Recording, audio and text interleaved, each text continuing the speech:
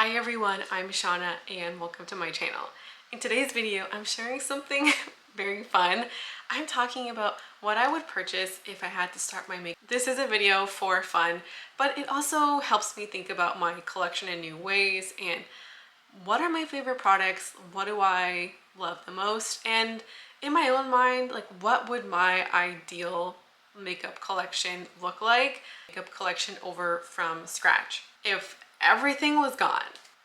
And that just helps me think more about my preferences and what I already own. So I decided to think about my collection like a clothing capsule. What would be enough to get me through most of the year, most of occasions, and then I could add in products here and there, basically kind of per season, also like a capsule that like would add in some excitement and spice for each season. So that way I wouldn't have to be getting everything all at once, just kind of like the essentials. I also decided to not put any kind of like cap or limitation on this project. There's no spending limit or like a certain number of products I'm allowed to have per category or total. I wanted to do my best to kind of only buy or include what I would actually want and use. So the minimum amount of stuff that I think I could, live with, while also having a little bit of variety and thinking about budget. But I also wanted to be realistic, and I'm not the kind of person who would just buy one blush. I would own multiple. So let's get started.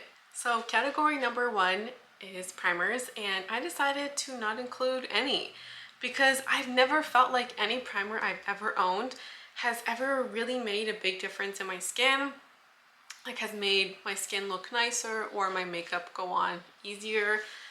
I'm just kind of using primers because I have them and it just wouldn't be an essential part of my routine, and if I ever bought one, it would be at a later time. In this case, it frees up money for me to buy something else that I would actually want to use. Category number two, foundations.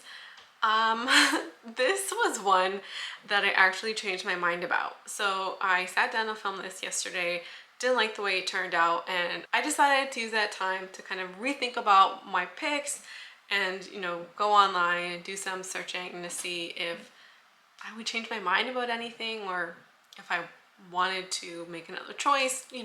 I was happy with all of my picks, and then this morning I decided to try out a foundation mini.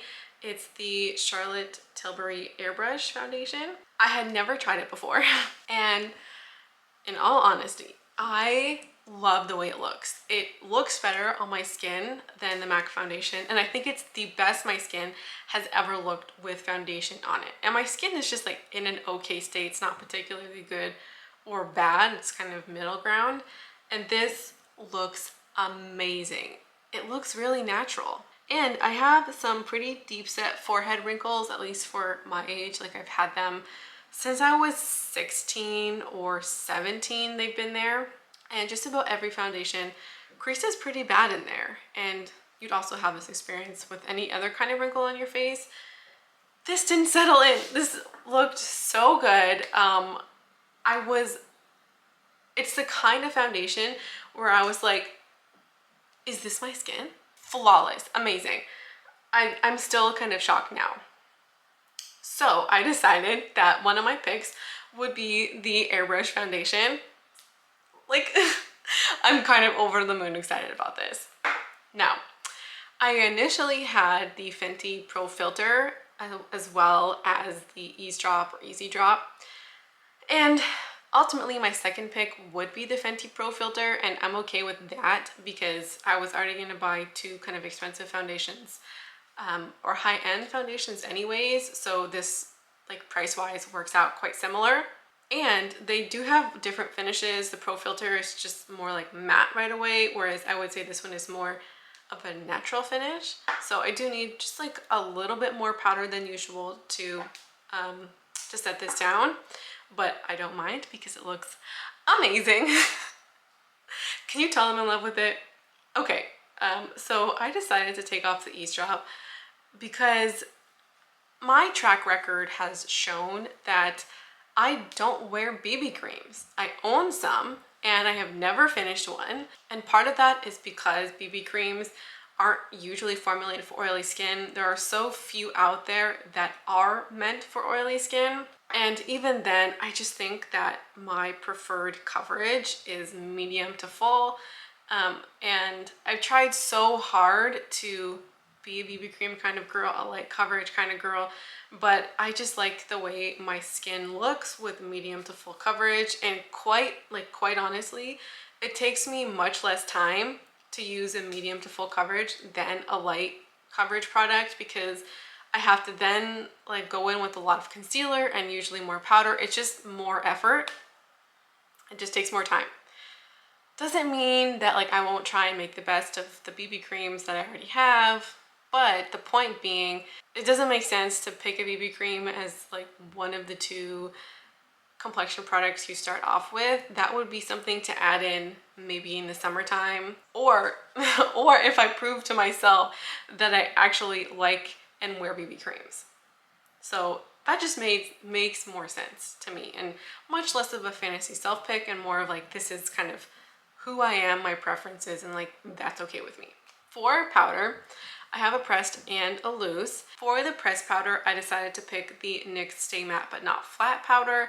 It's really lovely. It's my favorite pressed powder, and it has been for, I don't know, at least 5 years, I think. I have dabbled in other powders. I recently bought the CoverGirl powder. Don't like it, and that was like the last time I was like, you know what? I'm done experimenting. I know what I like. The next powder is going to be the next pressed powder that I buy. It adds a little bit of coverage. It looks really great. It's truly amazing. So that would be my pressed powder, my one and only. And I don't know if this is going to surprise you or not, but I also decided to include a loose powder. Just a few months ago, I was talking a lot of trash about loose powders, and now I'm like, give them to me. I would buy the Glossier Wowder, or, I'm sorry to put an or, the Laura Mercier loose powder. That one is like the highest rated powder at Sephora. It has almost 5 stars and like thousands of reviews. It's kind of crazy. And so part of me is like, you've tried the Glossier, you know that you like it, that would be the smart pick. But then the other part of me is like, Laura Mercier has like much higher reviews. It's considered like the holy grail in the industry. Like a lot of people love it. So part of me kind of feels like, could I go wrong buying that one? I feel like I have to make a decision. So I would pick the Laura Mercier, and I think you can get it in a mini. So that's probably what I would do. For concealer, I would honestly get a couple. I would get the e.l.f. Camo for blemishes. I really love that as a face concealer, and I do use that even if I have like a medium coverage foundation. It's not just for the light coverage. Sometimes you get super red products, and not all foundations are equally as covering. I would also get the L'Oreal Infallible Full Wear Concealer. I already own this, really love it.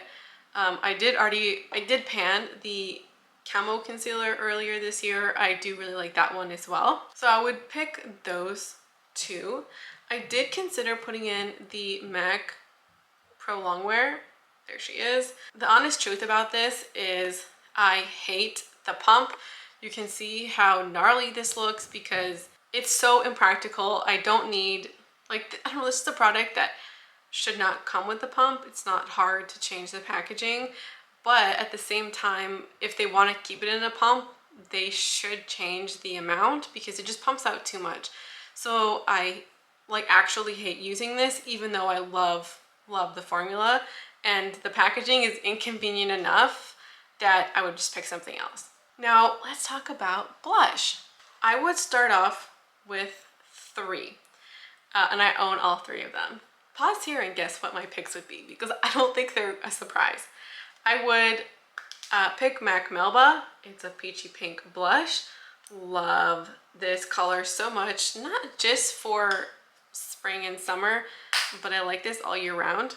I would also pick the Bare Minerals Bounce and Blur Blush in Blurred Buff. Oh my gosh, too many B's. I always say that. Here she is, a really beautiful color and formula. If you're somebody who has never used creams, this is like the perfect beginner-friendly cream product.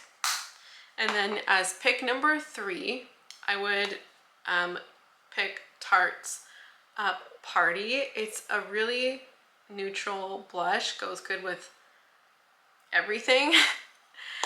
Part of me wanted to pick MAC's Mocha, but I think that would be something that I would get at a later time, like in winter. And I truly believe I could go a year with those 4 blushes and be completely happy. I don't think I would get Mocha right now if I lost everything today, because for me that's more of a like fall winter color, although it like is neutral enough to go all year round. It's just more like a cool tone mauve, and that just kind of feels more fall winter to me, so that's probably when I would pick it up. For bronzer, I'm gonna be completely honest with you, and this might be like the least satisfying answer I could give.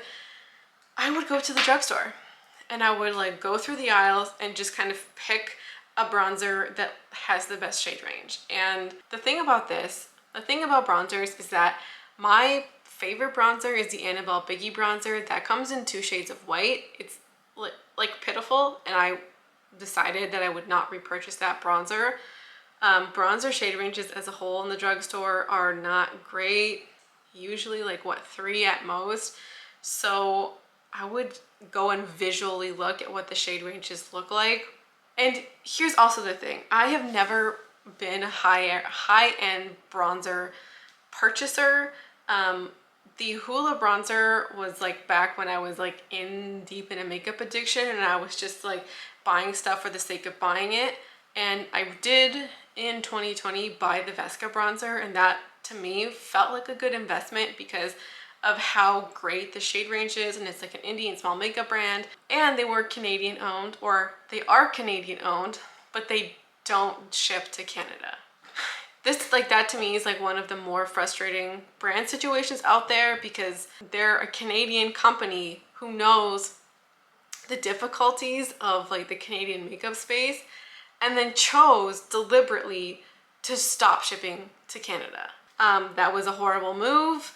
And like I'm bitter a little bit, but like every brand caters to America, not enough caters to Canada and international customers. So I don't know if Vesca ever decided to come back to Canada, it would be a long while before I started supporting them again. With that aside, I think every brand can make a good bronzer formula. It's really not hard. I don't like matte bronzers. I like more kind of satiny, not quite shimmery, but yeah, more satiny formulas. So I would just go look at the drugstore. I don't have a particular one in mind. Like, I have heard of the like L'Oreal Lumi bronzer, the Maybelline City bronzer. I know that e.l.f. does have their bronzers that are like the primer infused bronzers, I think, but I believe those are more matte. I would not buy the butter bronzer. I've talked about this at length. They're like $22 in Canada. Regular price. We'd have to get them on sale, and if you just kind of happen to walk into the drugstore, are you going to get the Physicians Formula bronzer on sale? Probably not. Because I do showcase my makeup on this channel, I would really want to do my best to pick a product that has a good shade range. Now, eyebrows, super easy pick. I would use the e.l.f. Wow Brow. It would just be that one, that's it. It's kind of like the holy grail brown product. It's amazing. Eyeliner equally is easy. It would be the Marc Jacobs Eyeliner. She's a thing of beauty. Look at her. I do love this eyeliner a little bit. Highlighter. This pick might have gone to Vesca at one point, but no. If we were doing it today, like in June or July 2021, I would pick Becca Opal. However, Becca's not going to be around for much longer, unfortunately, so I would pick Persona's Zuma. I've heard that it's a dupe for Opal, or at least very similar enough, and I've heard amazing things about the formula, so that would be the highlighter pick. I only need one. Like, I'm not a huge highlighter person, but I do like it. For a lip gloss, I would pick, first off, Fenty's Fussy. If it came in a mini, that's what I would get. I would also get the Maybelline Lifter glosses. I've heard amazing things about those, and I truly believe that I would like them if I bought them. So I think I would buy two. They have like shimmery ones and then more like milky ones or creamy ones, sorry. So I would at least get one shimmer one, maybe one of the creams. Okay, hold on. I would definitely buy a shimmer, and then I don't know, I think I would get one just to try out the formula, just to be safe because we're not making any mistakes here. I would also get, Persona has a set of like Marrakesh and Twilight, their glosses. I would get both of those together. I've heard amazing things about the Persona glosses as well. And those are two shades I've really been thinking about buying and almost bought actually before I went on my no buy. So I would probably get those two, like two different formulas. So for lipstick, I would do a couple of things. If Becca was around, I would get this one in Sugar, my favorite nude. I love this formula so much. So that would be my nude pick. And my collection is comprised of mainly of MAC first, and then Bite is the second largest, and then I do have some Glossier Generation Gs. Those would be like that probably makes up around 80% of my collection. One of the things I learned about MAC is that I love the colors. The colors are beautiful, but I don't love any of the formulas. So I wouldn't have a problem panning them or wearing them because like if I own them, I do like them. But I just think that there are better formulas like Becca. I think this is just a more creamier moisturizing formula. So I could see myself getting a MAC lipstick in the future if I wanted a particular kind of shade, but it would not be part of the base collection.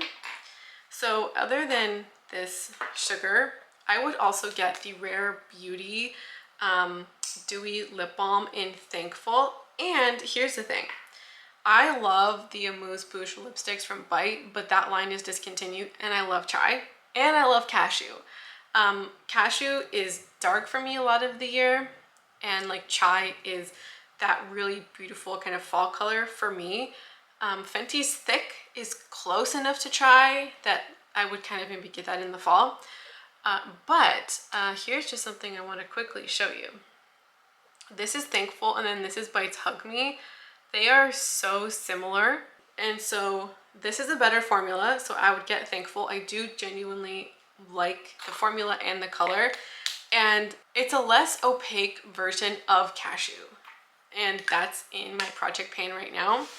So I think this would just be like a better version of something that I already really like. And this is just more sheer, and that's kind of the vibe that I'm in right now.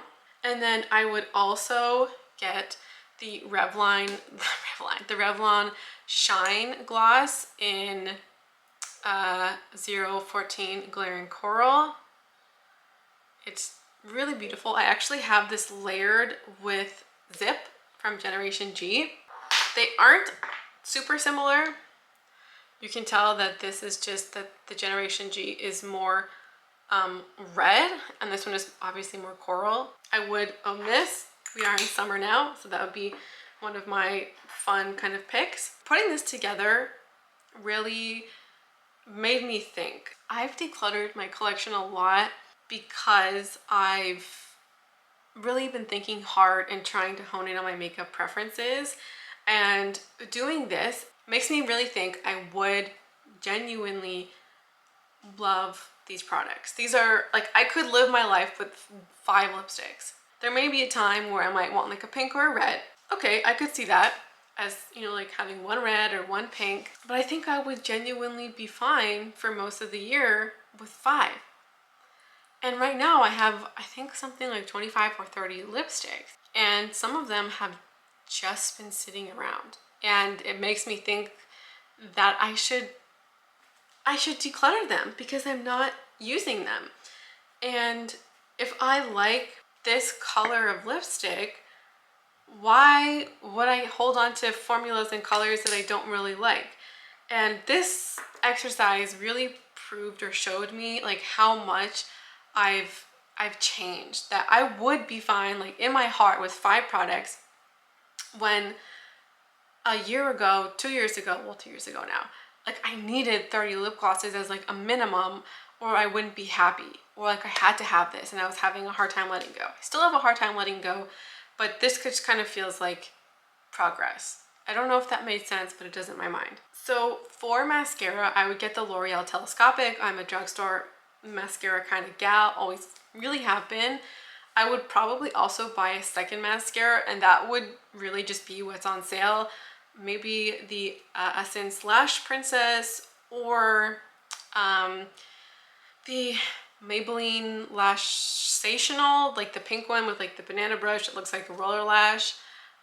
Or the CoverGirl like vegan mascara in that green too.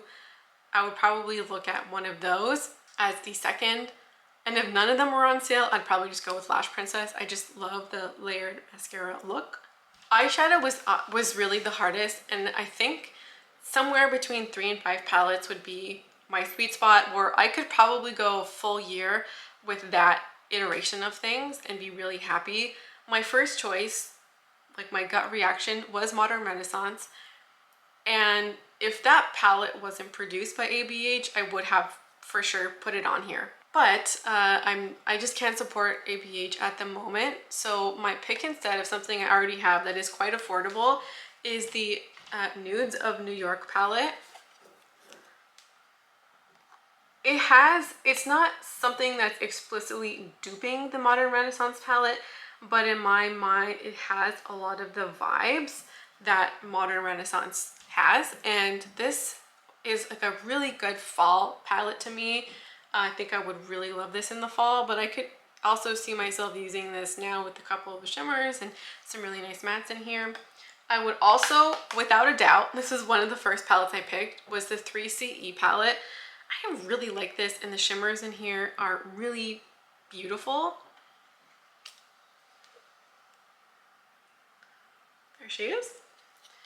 And then the third palette would be the Natasha Denona Glam.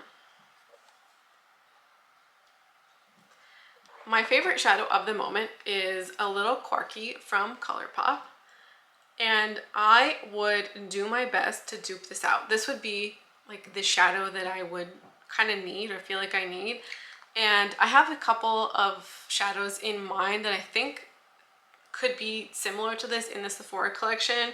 I think maybe like Mystic Queen or Twinkle Twinkle, but I would go in and like swatch everything and get a dupe out of it. I would not right away go to a website, even indie eyeshadows, and place like a really big order, because I think that would just be really overwhelming and expensive to do right at the beginning. So I really don't think I would do that. The other palette I would get would be the Kaja Bento Box in Toasted Caramel. I think I would totally get that. I'm pretty sure I could find that online, like in Poshmark. I see it there all the time. And I would try and get as many of these eyeshadow palettes online as possible, like through Poshmark. This one was bought on Poshmark, so it's definitely possible. I don't know about the other two, but I would definitely try my hand there first before, you know, getting it brand new.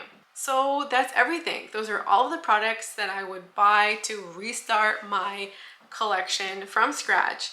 I'm going to, on the screen now, include the total of how much everything would cost, and if that number sways me at all. Editing Shauna will pop in a message to talk about anything she would change her mind about given the price.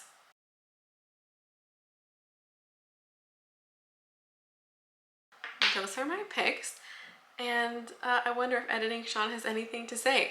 Let me know your picks down below in the comments. I am fascinated to hear what you would pick if you ran out of all of your makeup. What would you pick first? What would you buy first? I'm kind of dying to know. So let me know in the comments what you would pick and what you thought of my picks. Thank you so much for being here today, and I hope to see you again around here soon.